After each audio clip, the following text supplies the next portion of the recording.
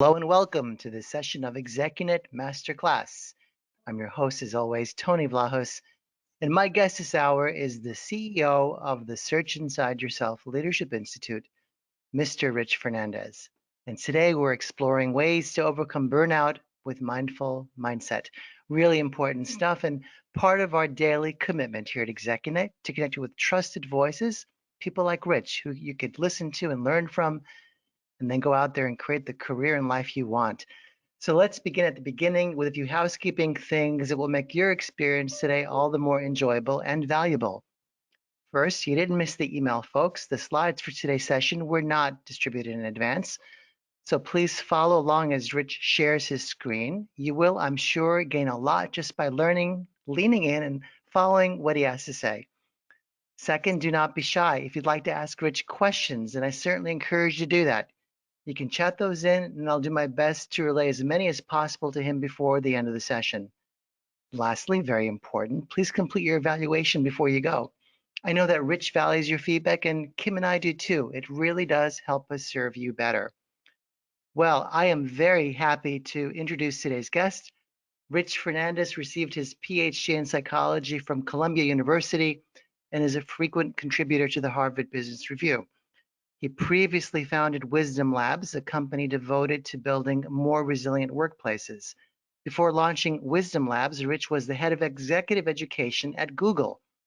He was also previously head of learning and organization development at eBay. And prior to that, he was a learning and leadership development executive at Bank of America and JP Morgan Chase. He lives in San Francisco with his wife and son. And with that brief introduction, welcome Rich to the ExecuNet stage. They are all yours. All right. Thank you so much, Tony. And hello, everybody, and welcome. Thanks for joining us today and in this extraordinary time. Part of why I am so happy to share this topic with you is exactly that. How do we deal not only with the regular burnout that we may face in our kind of work life and beyond, but also in the world today. So with that, Tony did give an introduction about my background, and perhaps a little bit more context for you is that the SIY Leadership Institute, which really was started at Google. So it originated at Google when I was there, and it really focuses on these three dimensions of human and leader development, which is emotional intelligence, mindfulness, and neuroscience. So how do you kind of draw from all three disciplines to help people develop the best skills as people, as leaders, and then also to really bring forward qualities like resilience, sustainable high performance, and mindfulness. So at the Institute, we spun off from Google about 8 years ago as a standalone nonprofit institute, educational institute. We're based here in San Francisco, but we operate in 50 countries around the world. And again, we really train organizations on this kind of approach of mindfulness-based emotional intelligence. So today, what I was hoping to do is to really address these three core topics of burnout, mindfulness, and mindset, and how they relate, how mindfulness and mindset can be useful in terms of burnout. But even before all of that, I think the critical question is at the very bottom there in red, which is why? Why is this important now in particular? And then my intention is to really move through this presentation and make ample room at the end for Q&A. So Tony will be moderating that when I finish. So let's dive in and consider why. From a people perspective, this is no surprise to anybody. We're in times that are hyper-connected, complex, and we're all expected to kind of operate at this rate of high velocity, high volume. And to that, I would add, with COVID, with the circumstances of remote working, there's also new ways of working that we're finding and exploring and using every day and kind of experiencing and figuring out as we go. I don't know about how your workday looks, but mine is largely on Zoom or other platforms like Google Meet. And it takes a different level of focus and intensity and energy to simply stay attuned to that, in addition to delivering all the things you're already expected to deliver. And this may or may not change for us. We know, I think it was yesterday, Jack Dorsey, who, CEO, who is at Twitter, basically said that they're probably never going to go back to the office because they might just keep their workforce remote. So this new way of working really impacts people. And then in terms of the world we're living in, some of you may be familiar with this term. It's called the VUCA world. It's sometimes been referred to as a VUCA world, the volatile, uncertain, complex, and ambiguous world. This was a term that has been around probably for a couple of decades that described things like different ways of conducting combat in different theaters, as well as certainly the fluctuations in the market after the last crisis and so forth. But it's more true perhaps now than ever that we face this VUCA world. So all of that, in terms of the way we have to work, in terms of the world in which we have to work, makes it really difficult. And sometimes there's the experience of this.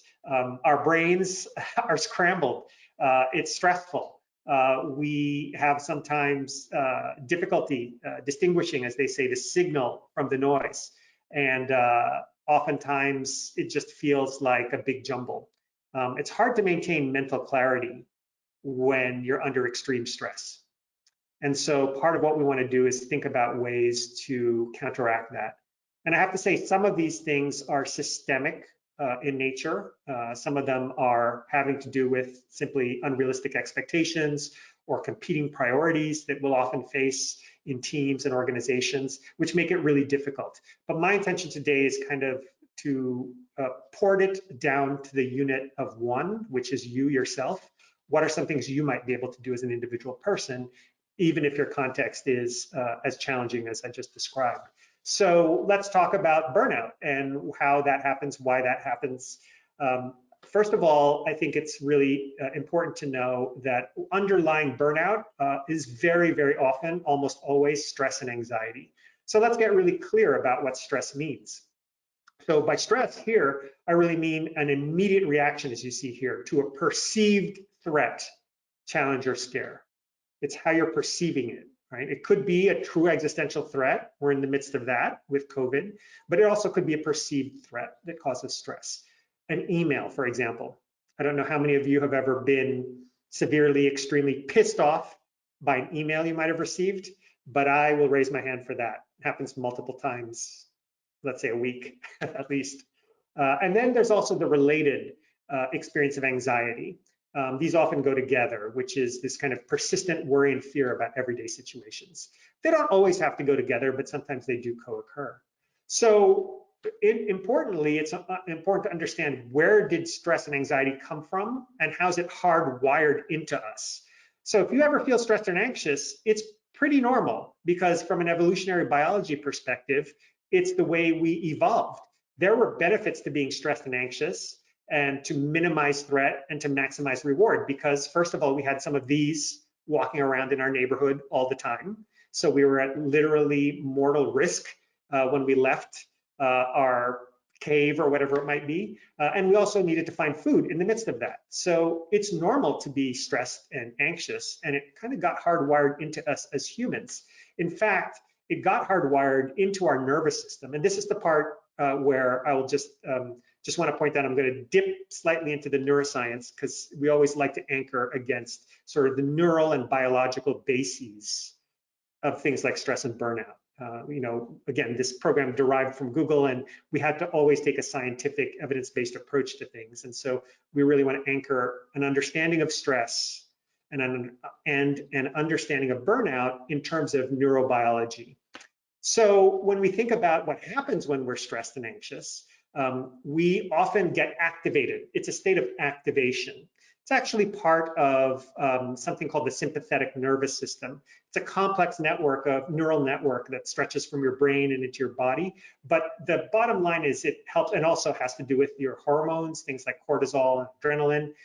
But the bottom line is, the sympathetic nervous system exists in our bodies to activate us, to get us out of danger when we experience or perceive danger. So in that state of activation, we typically enact one of three survival behaviors: fight, flight, or freeze. So if you remember that bear that you saw earlier, it shows up in your neighborhood, and it's probably a good response to flee most likely, or freeze and hide. Probably not likely to fight unless it's right on you. But the point being that, as you see in the far right-hand side of this slide, it's a short burst of activation that allows you to kind of enter into the state of hyperarousal and hyper alertness. And that's what happens when we experience stressors. Then in our normal day-to-day functioning, our nervous system is designed to sort of be calm and focused, to go about our daily activities in an alert way, in a calm way, in a focused way. And then sometimes when we're starting to relax, and especially as we start to make our way to sleep, to rest and recovery, our nervous system, a different part of our nervous system kicks in, a different set of neural networks and bodily processes that comprise the parasympathetic nervous system. Its purpose is to kind of quiet us down. And so both of these, the sympathetic activation and the parasympathetic inhibition, play a really important part in our daily functioning. The problem is, here's the problem that we often experience in our contemporary work context especially. We're in a state of continual activation, continual sympathetic activation when we experience stress. Our systems are activated. They're hyper aroused or hyper alert. Whether we're aware of it or not, we kind of stay in this place of like long-term hyper arousal. And that can have some really negative effects on our bodies, on our metabolism, on our mental and emotional functioning, because our nervous system was not designed to stay in a state of continuous activation. It's as if the bear never went home and just followed you around the office all the time, for example. Now, you may think, you may know some people or managers or what have you that are like bears, but they're not actually bears, they're people, but the effect is the same. So it leads to this kind of ongoing stress and anxiety, leads to this syndrome of burnout. So much so that just last year, the World Health Organization has kind of an official catalog of diseases that they classify as formally classify as diseases worldwide. It's called the ICD-11, it's the latest version. And they have now formally classified, as of last year, burnout as a syndrome, which results from chronic workplace stress, characterized, as you see here, by energy depletion or exhaustion, increased mental distance, negativism, reduced professional efficacy. So it really is, it's a real problem. Burnout is actually a syndrome. And again, underlying it is stress and anxiety. So what to do about it? And so mindfulness is one approach. The first thing that I like to share is a very, very, very simple definition of mindfulness, which means which is to move from autopilot to becoming aware. Moving from a state where you are in this hyper-aroused state with all of the sort of mental explanations and understandings and perspectives you have to a state of becoming aware of the state you're in. So it all begins with awareness. That's the simplest definition of mindfulness, this present moment awareness that allows you to get out of autopilot. And we know that actually it can be trained, that mindfulness, this capacity to pay attention to the present moment, can actually be something you develop as a skill. And we know that because of this particular function here, which is neuroplasticity. We now understand, unlike about 30, 40 years ago, people thought then that the brain, you're born with a certain amount of brain cells and you die with much less, and that's it. What we've learned since is that you can develop certain neural networks in your brain, and that, as they say, neurons that fire together wire together. What you're seeing here is a real-time picture of a brain's electrical signals in a resting state. This is an image that was captured down the street at UC San Francisco Medical School by a friend of mine at the Ghazali Labs. And what they're showing here is just the different neural networks they're firing. This is really important to understand this thing we call mindfulness, because actually it is possible to develop the skills of mindfulness, of attention and awareness, as well as perspective taking, compassion, and even ways to down-regulate stress response through the exercise of different aspects of mindfulness. So what I'm saying here is that mindfulness is a capacity we all possess, and we can grow that capacity by exercising it. And we know that because neuroplasticity and studies on the effects of different types of mindfulness practices show that gray matter in the brain actually changes in areas such as this that are directly affected by different types of mindfulness practice. And Also, not only does the gray matter, the structural part of the brain change, but so does the function of the brain. So you can actually change the way that your brain perceives stress. You can downregulate or manage stress differently through different types of practices. And you can strengthen the connection between, let's say, your executive function and your stress response function that allows you to kind of manage stress more effectively through practice. So let's try one practice. Up till now, I've been sharing with you concepts and some neuroscience, but really a lot of this comes down to practice. The analogy here really is that I could talk to you about the benefits, the scientific benefits of exercise all day long, but until you actually do the exercise, you don't enjoy the benefits. So let's try, I'm going to offer you one slightly longer type of mindfulness training, which is attention training, focused attention training.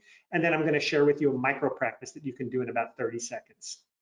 This is the more formal practice. We often call this a dedicated practice. This is a focused attention training exercise. This is a way to direct and focus your attention, especially when you are, as in the cartoon I showed earlier, feeling that your mind is scattered, feeling that you're kind of overwhelmed and stressed. Sometimes it's often helpful to come to this type of exercise. So focused attention training. You don't have to do anything in particular other than breathe and be aware that you're breathing, but I will explain that to you and give you some of the instructions around that. So if you're sitting, standing, or lying down as you're listening to this, that's fine. You don't have to do anything special. What I would invite you to do, though, is sit or stand in a way that is alert but relaxed at the same time. That state of calmness, alertness, relaxedness. And if you'd like, you can close your eyes or you can keep them open as well. It doesn't matter. If you're going to keep your eyes open, I might offer that you slightly lower your gaze and sort of soften the visual field so there's not a lot of distraction. And let's do this attention training. The way we'll do this is simply kind of directing our full undivided attention to the experience of breathing. That is the sensation of the air as it comes in and then out of your body. Very often, we're kind of distracted, multitasking. This is actually a moment where we're going to train full, undivided, directed attention, and we're going to direct our attention to this object of attention that is our breath.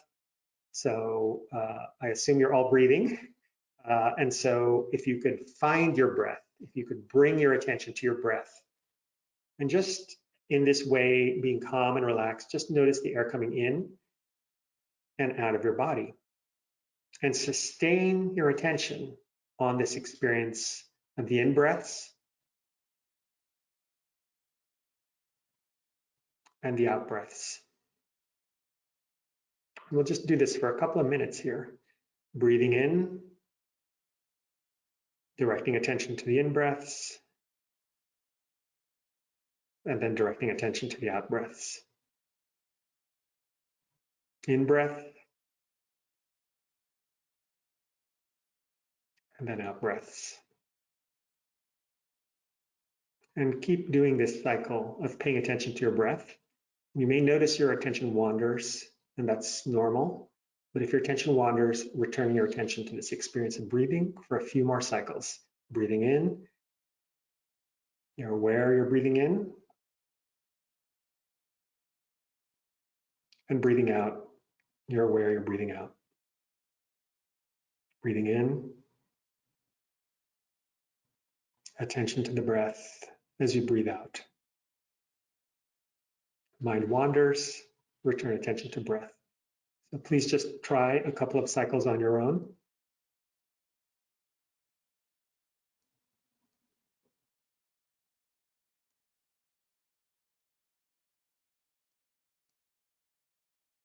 One more cycle, full attention to the breath.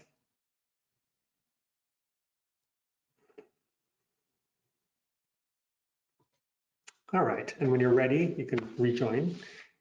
So thank you for trying that. That was a very brief focused attention training. If we actually took a scan of your brain in that moment, if you were paying attention to your breath and anchoring your attention on your breath, we would have seen the executive part of your brain, the executive function part of your brain lighting up, which is responsible for direct focused attention. That's the prefrontal cortex.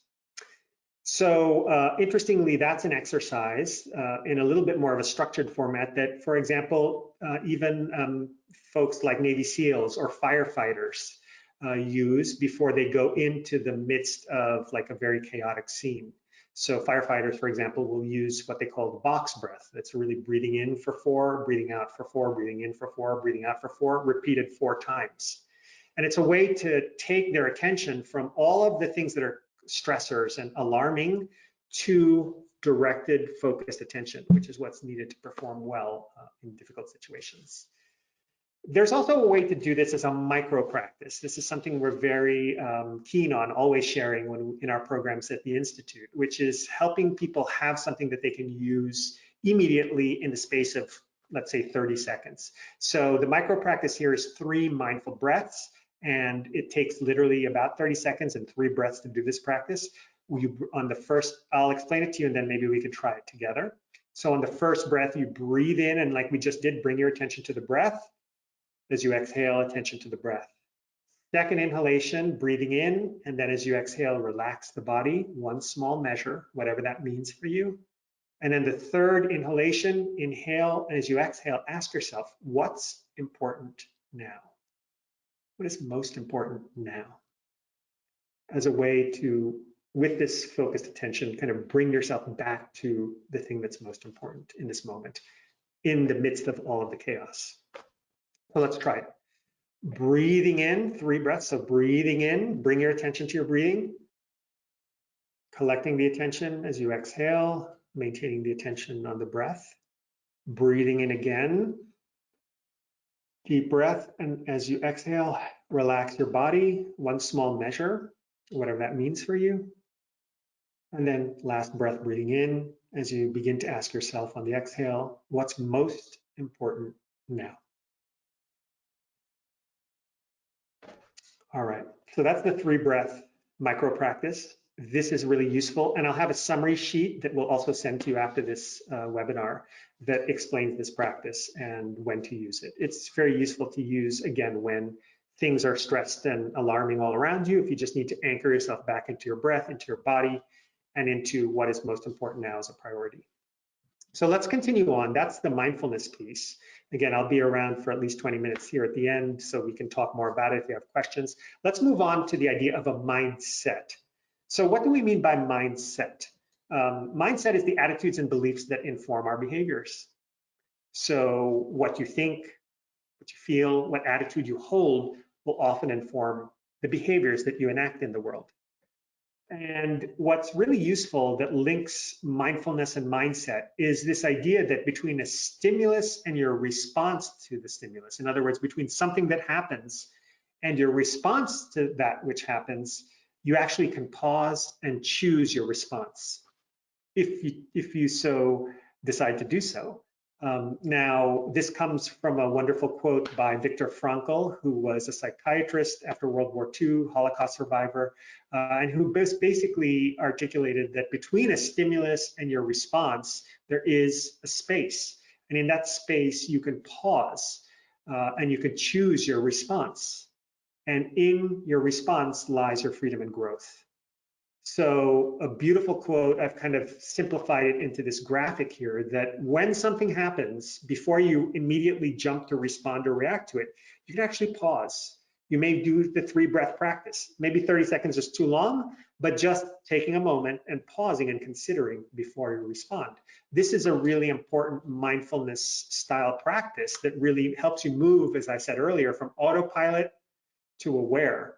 Are you aware of the response you're about to have, right? I found my kid playing Xbox. He's at home, of course. He's 13 years old. And he kind of snuck downstairs at 7 o'clock in the morning after we'd all woken up. And then I went downstairs like around 8:30, and I was surprised to find him there. I said, everybody on the whole time? And I was about to kind of say, you can't play this thing for an hour and a half or 2 hours, like in one go. And then I decided that I wasn't going to get yelly at him. And so I decided to respond rather than just react, and said, listen, you know, we talked about this, it's not good for you. Can you please not do that? Rather than just go, what are you doing? I can't believe you're down here. So anyway, small example, but the idea is between stimulus and response, consider being choiceful, and this especially has to do with explanatory style. So I want to share this idea that is pretty well researched in what's called the positive psychology literature. Martin Seligman, Laura Delazana, a number of other psychologists have kind of looked at this pretty extensively. And it suggests that we have two predominant explanatory styles, ways that we interpret challenging situations. Guess what they are? There's the pessimistic explanatory style and the optimistic explanatory style. And both of these have a lot to do with the way we personalize, see as permanent, and see as pervasive challenging situations. And it contributes to our stress and burnout. So pessimists view, oftentimes have an interpretation of challenging events as that they're personal, that there's assertion of victimhood, that something was done to them, that the challenging events are permanent, and that they're pervasive. They're catastrophic. They're going to happen all the time, always, in every arena of life.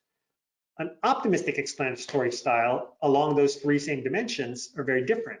In terms of challenging situations, people with an optimistic explanatory style, that is, don't view things as personal, that there are causes and conditions that caused these people or circumstances to happen, that they're not necessarily permanent, that they're dynamic and unfolding, and that they are not necessarily pervasive.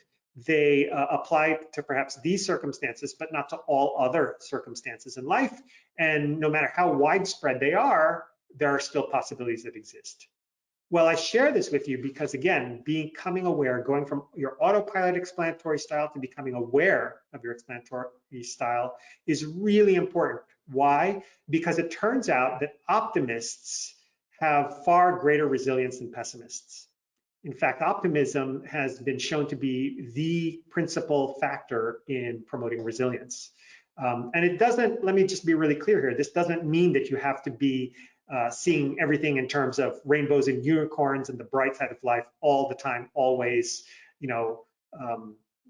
by decree. It simply means that you're able to see that things are dynamic and other possibilities exist. And also that these the situations you encounter are not always and only directed to do you ill. So it's a really different orientation around personalization, permanence, and pervasiveness.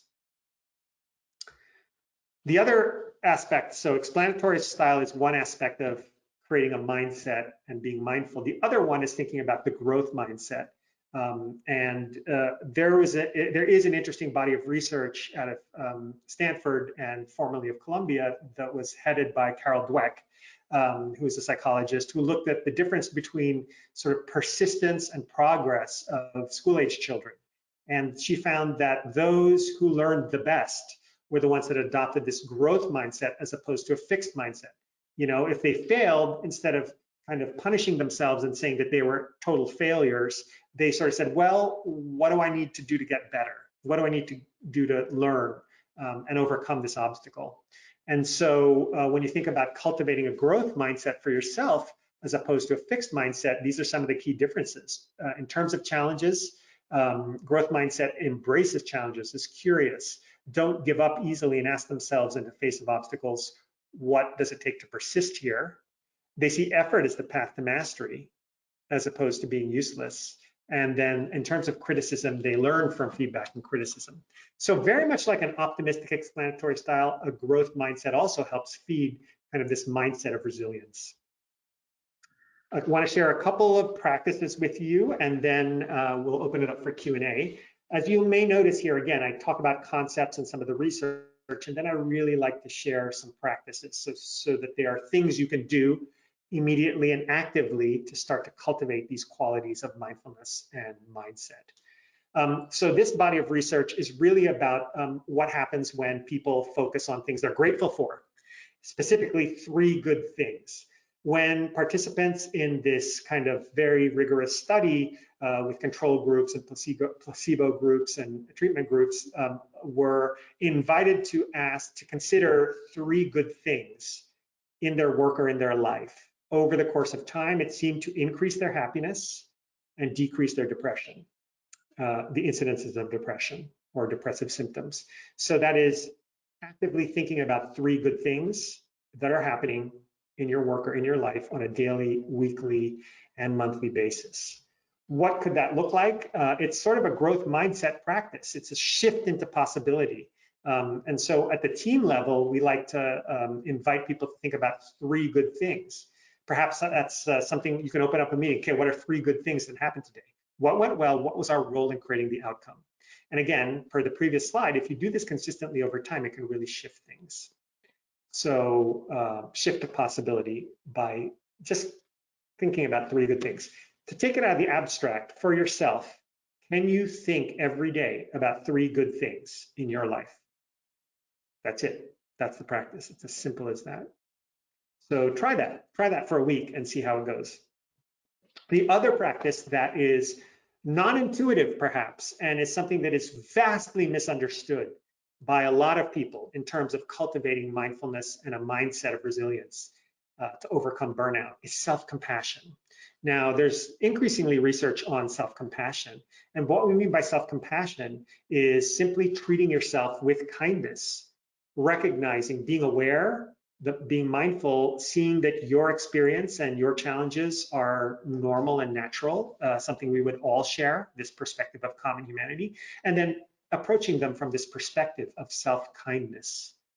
So for example, if you think about your work and some of the challenges you're facing there, what would somebody who really cares about you say to you about your challenges? How would they support you? What words would they offer you? Now, those may be very different than the words you may offer yourself, or you may actually direct it yourself. Someone once said to me, you know, if I talk to my friends the way I talk to myself, they would no longer be my friends, because we often treat ourselves really harshly. So I'll just ask you, in our programs, we actually do kind of a full reflection, journaling, meditations on this aspect of self-compassion, but I'll just ask you in a really kind of light touch kind of way to just consider that. What would a benefactor or a friend or a loved one who wishes the best for you say about the challenges you face now? And how can you direct that to yourself, right? Let me just give you a real life example from our reality here. We were primarily an in-person consulting and training company. And of course, now in the last 2 or 3 months, that's all shifted. And now so many of our offerings are online and virtual. And over the last 3 months, we've had to do that. And there was a lot of initial kind of big questions. And it was easy to become sort of like self-critical or wonder if this was going to succeed. But we, in practicing self-compassion, it's a way to say, no, you know, we'll do our best, and then we'll let go of the rest. And it's a way to kind of be kind to yourself as you face huge challenges and even failures. Again, approaching them from that perspective of what would a benefactor say. That's really important because contrary to what you might believe, it doesn't, quote, let you off the hook. You're not going easy on yourself. It actually, what research suggests here from this meta-analysis, suggests that it actually, in being kind to yourself, it actually increases your capacity and belief in change. It actually motivates you to understand past mistakes and to grow and learn from others and improve after a setback. So it doesn't make you lazy or soft. It actually makes you more open. It kind of softens you up a little bit to say, okay, what can I learn from this? And really inhabit these different types of growth aspects of growth mindset. That is self-compassion. The micro practice on this is breathing in, I do my best, and then breathing out, I let go the rest.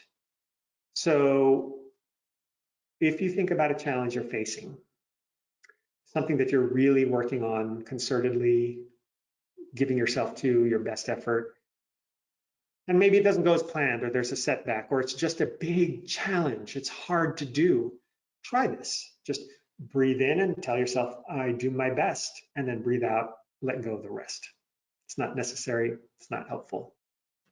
Right, so that's the micro practice on self-compassion and acceptance. I love to show this slide. I've been watching Governor Cuomo's of New York, his daily briefings. I consider them something of a masterclass on leadership, but I was really struck a couple of weeks ago when he put this slide up which is that this is a lot of what's happening now is about practicing our humanity, very much along the lines of what I just shared. Exercising kindness, compassion, gentility, patience, not only with others, but with ourselves. These things really help with burnout. We also know, just to share some hard metrics, because I know a lot of you on the call may be business people, like what actually does this benefit in terms of an organization? So I just wanted to share this case study from one of our clients, which is SAP. It's the global software company, and they've been running some of our mindfulness and emotional intelligence programming for a few years now. And what they saw is that over the short term, over 4 weeks, and then over 6 weeks, through the practice of mindfulness and emotional intelligence, they're seeing employee well-being and meaning and engagement go up, people's ability to focus, as you see here, decreasing stress levels of participants who exercise these skills, who really practice some of the core tools and techniques of mindfulness and emotional intelligence, and increased creativity, better relationships, communication, and collaboration. So I just wanted to offer this because a lot of what I'm talking about may seem perhaps a bit esoteric or a bit, a bit wonderful at the level of the individual, but really what does it matter for the organization? And I just wanted to share this because I think for the organization, it has some real positive outcomes, at least from this case study. But we hear feedback like this a lot, and we do pre-post measures, so we know time series measures, so we know over time how this plays out, as you can see here. We also know that is Peter Bosselman, who's the Chief Mindfulness Officer at SAP. That's actually a job title for that, and he actually shares that because of some of those metrics, they see, as you see here, a 200% return on investment. He's specifically talking about the SIY mindfulness and emotional intelligence programming that we offer at SAP. So higher employee engagement, higher leadership, trust, and lower absenteeism, representing about a 200% return on investment. So in sum, this is kind of a summary slide, which will be emailed to you, by the way. This one slide you're going to get after our time together here. And it is a little bit of a summary of the practices that I've shared today, from mindfulness to attention training to explanatory style growth mindset. And then how to do those practices, quick little instruction guide, and then when you might seek to use those practices, when a good time to do those practices are. I'd encourage you to come visit our website. We have many more resources. We've launched, Steph, who's on our team, who helped arrange this today, has been really instrumental in helping us launch this series called Toward Our New Reality. And it's a bunch of free resources on mindfulness, on resilience. It includes webinars, it includes live mindfulness practice sessions, it includes videos and various other resources that you may find useful. And then you can also, of course, find out more about our organization here at siyli.org. So check us out. We also, as I mentioned to you, we recently, because of COVID, pivoted a lot of our offerings to online delivery. So now we have offerings of SIY, Search Inside Yourself, which is the core mindfulness curriculum and emotional intelligence curriculum. Adaptive resilience is a new offering. Leadership through disruption is another offering. So just check us out if it's interesting, but regardless, there's a bunch of free resources there for you as well. So with that, I'm going to end. I thank you for your time and attention, and I'll turn it back to Tony to see if there's any other questions, if there's questions or comments. Okay, Rich, thank you so much. There are tons of questions, so let's get right to this after you finish your well-deserved drink of water. There you go. Okay. And thanks for sharing with our audience that they can go to the siyli.org website and find amazing resources that will help them even more than our short time together today. So first question, Rich, has to do with this idea of mindfulness, which you've educated us on today. It's something many of us in the C-suite have heard about the past few years. And before that, it was sort of crickets, you know. And then suddenly Bill George, who we all know as this Harvard sort of presence, is on stage talking about it. There are conferences built around it. What's happened in your view? Why the shift in interest, or why the specific concern around that idea among senior level executives? Yes, great question. You know, I think it's because the world has become increasingly crazy. right? And so what I said earlier about the VUCA world, it's become more volatile. It's become more uncertain.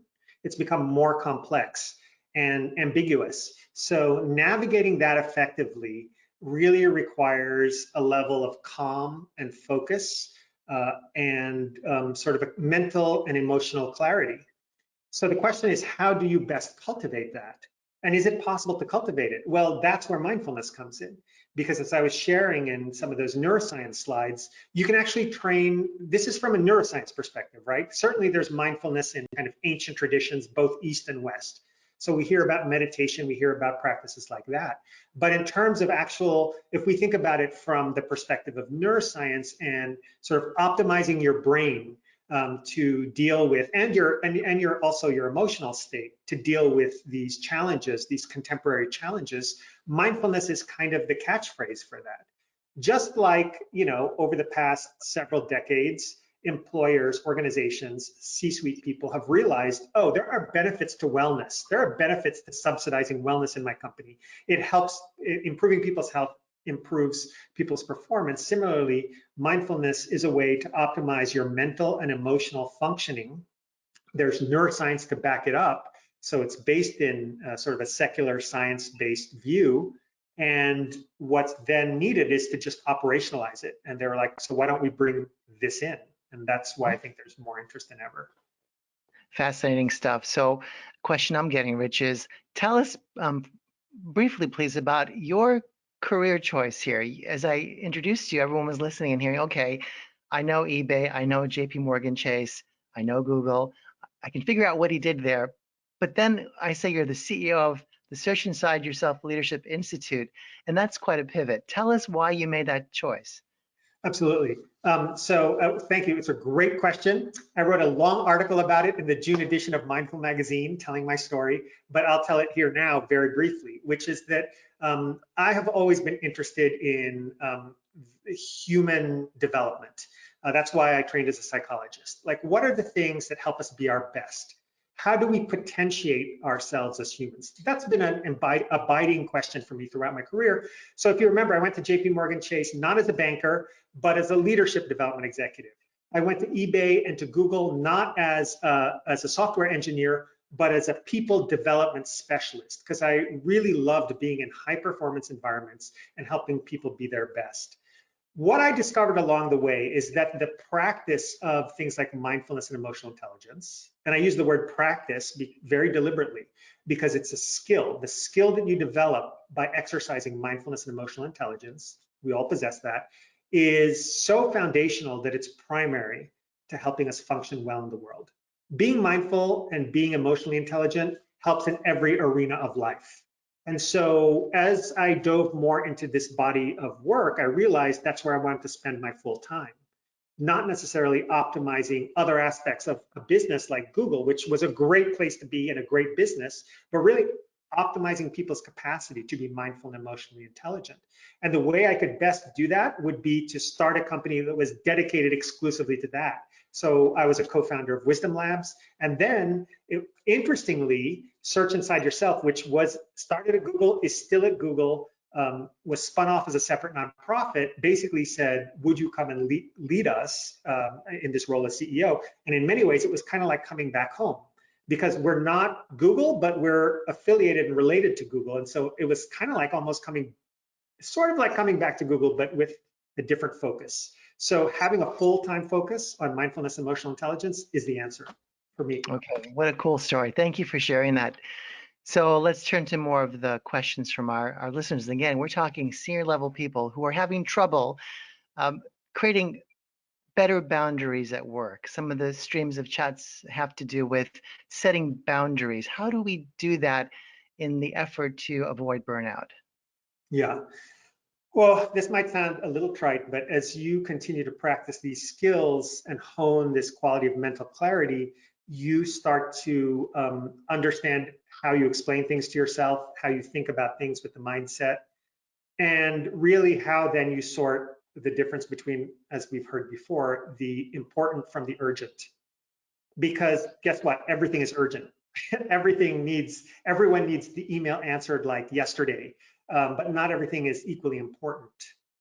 So what I'm saying here is that as you develop these skills of mindfulness, of mental clarity, of understanding your explanatory style and mindset, you start to develop a level of clarity that helps you kind of sort and navigate through the difference between urgent and important. And the other answer to this could be that, well, I just have so many important things, not just urgent things, but like I have just the important things consume 120% of my bandwidth. Well, that might be the case. I've experienced that myself, by the way, working in some of the places I mentioned to you. They are very high performance environments. But the thing is then, how are you able to draw those skills of emotional intelligence, for example, in, of staying calm and focused so you can communicate and get everything done and get your stakeholders to buy in so that things get kind of scheduled and prioritized in a way that helps you navigate. It's an ongoing practice. There's no magic bullet to it, but it's about this continuous cultivation of mental and emotional clarity to help you cut through it all and develop what's called discernment or insight into like, how do you prioritize? How do you navigate?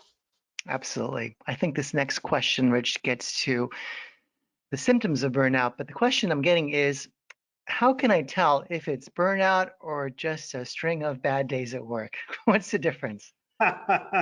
Well, that World Health Organization definition of burnout is pretty useful. I think I would boil that down to, do you feel consistently de-energized? It's okay to feel de-energized in spurts, right?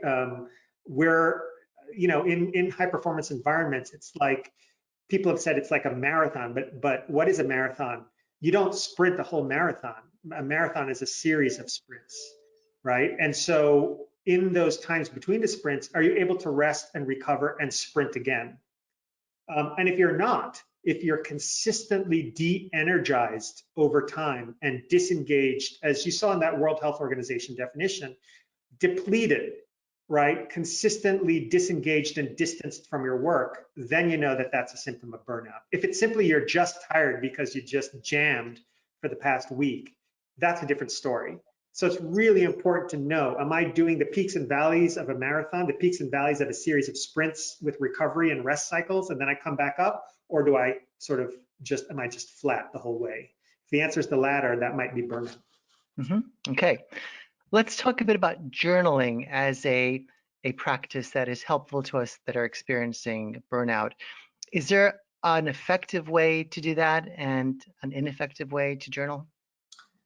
Journaling in general has been shown to be really beneficial to like mental and emotional health because it's an expressive exercise. So you're able to kind of like put into words what you're feeling, and that has really beneficial effects. So I wouldn't say there's a more effective or less effective way. If you want to have a way that of journaling that helps you keep doing it on a regular basis, one suggestion I might have would be to find a prompt, like a one sentence question that you journal on, right? Like maybe, why am I feeling so de-energized today? Or what am I worried about today? Or on the positive side, what am I looking forward to? What am I grateful for today? If I could wave a magic wand, what would I be doing in my ideal life? And give yourself those prompts. We actually have a book, Search Inside Yourself, where here on my shelf, you can check it out. It has a number of journaling prompts in it, and then you can also find a bunch online. But give yourself some prompts, but there's also benefit to just free-forming and doing it if you give yourself if you can dedicate a little bit of time. You don't need a lot, even 3 minutes. I think there was a study it was college students who journaled, I think it was like 3 minutes, like 3 times a week, and it just really helped them overcome some of the challenges they were experiencing. So give it a try. It's very much encouraged.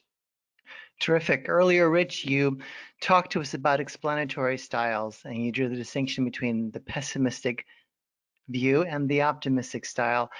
The question I'm getting is, are these learned behaviors? Can we rewire ourselves to be more optimistic? And if so, how do we do that? Yes, great question. Yes, they are learned behaviors. The stories we tell about ourselves are often the stories we were told, right? So you can go back to family of origin, for example. or you could go to cultural or societal issues. Boys and girls get traditionally, those identities get told different stories, for example. But we also kind of come up with our own story, and then we adopt our own stories and we reinforce them. So you can learn this and you can change this by becoming aware. That's why I really linked mindfulness to mindset, why mindfulness helps you become aware of your explanatory style. Again, let me just use myself as an example. Some of you might look at my resume and say, "Oh, that's amazing. You do this, that, and the other." But sometimes I sometimes feel like, "Oh, wow, I don't know if I'm qualified to do that." And you have this. I have once in a while this like imposter syndrome. It happens to all of us. We're not sure we're going to succeed at something. Well, why am I not sure?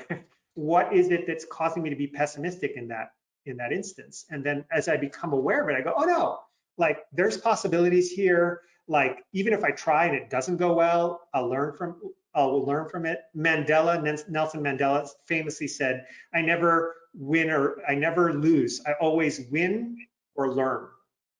Right? So by kind of becoming aware of the way you're showing up and telling yourself stories about yourself or the world, and then from that awareness, choosing, like Viktor Frankl says, your response, you can pivot to a more optimistic view. And again, I have to reiterate, when I say optimistic explanatory style, I don't mean you have to be happy all the time and it's rainbows and unicorns. It simply means you see possibilities and you see that there's a dynamic space for you to operate in.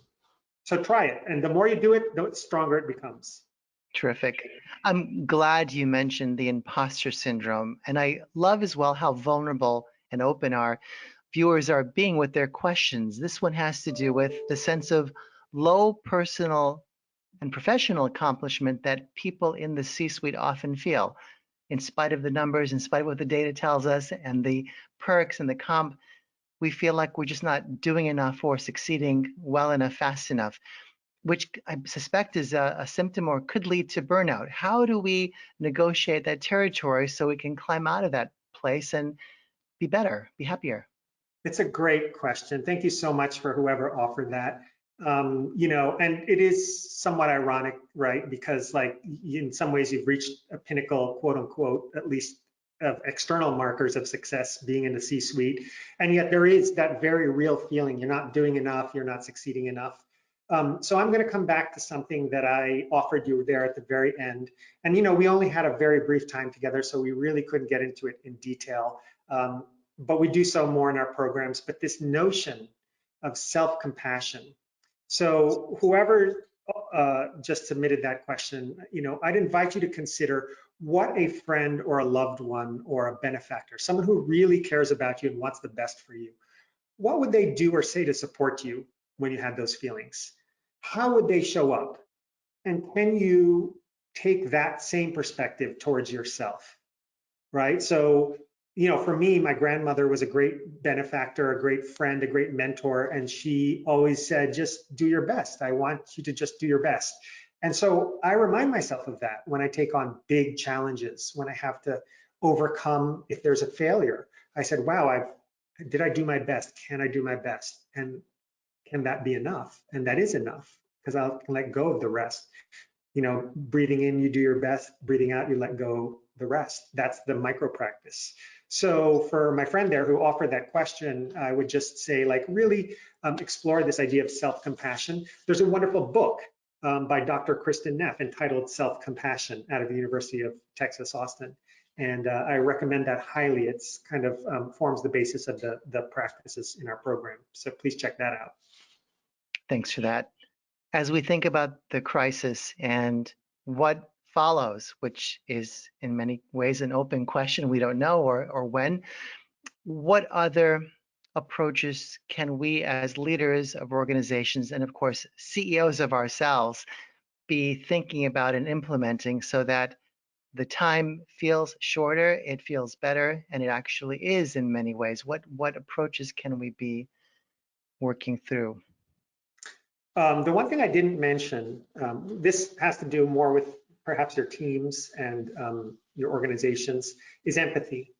And so empathy is simply stated, it's being able to take the perspective of another and really understand what it's like to be in their shoes. So as you as a leader think about communicating to your team, your organization, really put yourself in their shoes. Really consider what is it that is on their mind.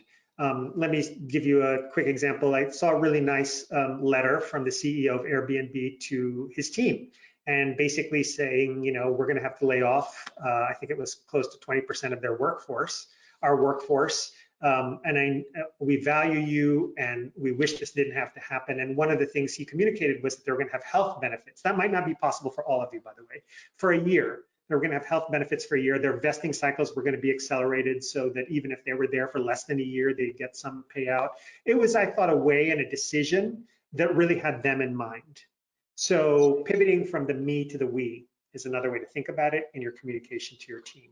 In terms of you yourself, how do you manage? How do you sort of navigate for yourself as a leader? So much is sort of resting on your shoulders, but how do you take care of yourself?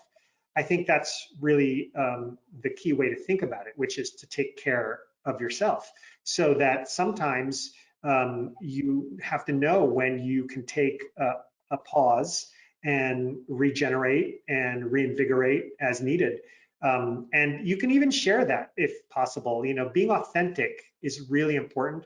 And I've shared with my team, and they've shared with me that they appreciate me saying so, that I've said some days I just want to spend most of the day in bed, and I often let myself do that on the weekend, for example, so that I'm ready for the week. It helps me recover. It helps me kind of reboot. And so give yourself permission. Give yourself permission to be self-compassionate to yourself, and give yourself permission to be mindful and aware of what you yourself are going through as a leader.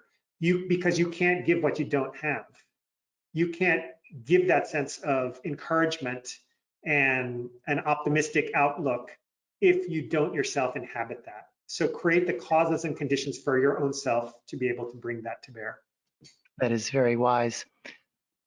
What about organizations that are good evangelists of mindfulness? When you think about organizations that are doing it and doing it well for their people, are there some examples that leap to mind? You don't have to tell us exactly who they are if you don't want to, but what are some ways they are implementing approaches that you've talked to us about today? Yeah, I think there are some good examples. I don't mind naming names. I'll name Starbucks, right? They have always been really prioritized the partner experience. I know I used to work with them. They were client, full disclosure. But I saw firsthand that being aware and being mindful and being fully human was part of their core value set. So what they do is they provide health insurance, for example, to all part-time workers onward. And in this crisis, they were really thoughtful about letting store managers choose and figure out when and how they can open and align with them on that. So I think being very thoughtful as you move through this crisis, as an organization, like showing people that level of empathy and understanding is really critical. And I think as a leader, you have more influence on that than anyone. So shift from me to we, take that empathic perspective and do what's of service and benefit for the employees, even as you think about how you have to deliver your targets. They're not mutually exclusive necessarily, but invite that aspect in, that empathic leadership aspect as well. Mm-hmm. Well, we are getting to the top of the hour. I'm going to start to wind things down. Rich, thanks so much for making time, for sharing your insight. Thank you to all who tuned in, the hundreds who made time today and asked your marvelous questions. As I always say to the audience, I have the privilege of asking the questions, and I learned so much by just doing that. So thank you. I know I didn't get to everyone's question. I apologize, but if you'd like to speak with Rich and the team at silly.org, find them. Tell us again, Rich, the website you showed us earlier is Yes, simply there you go. Okay, because that's many how have I, asked. yeah, yeah. Terrific. So any final thoughts, Rich, before we officially wrap up today's session of ExecuNet Masterclass?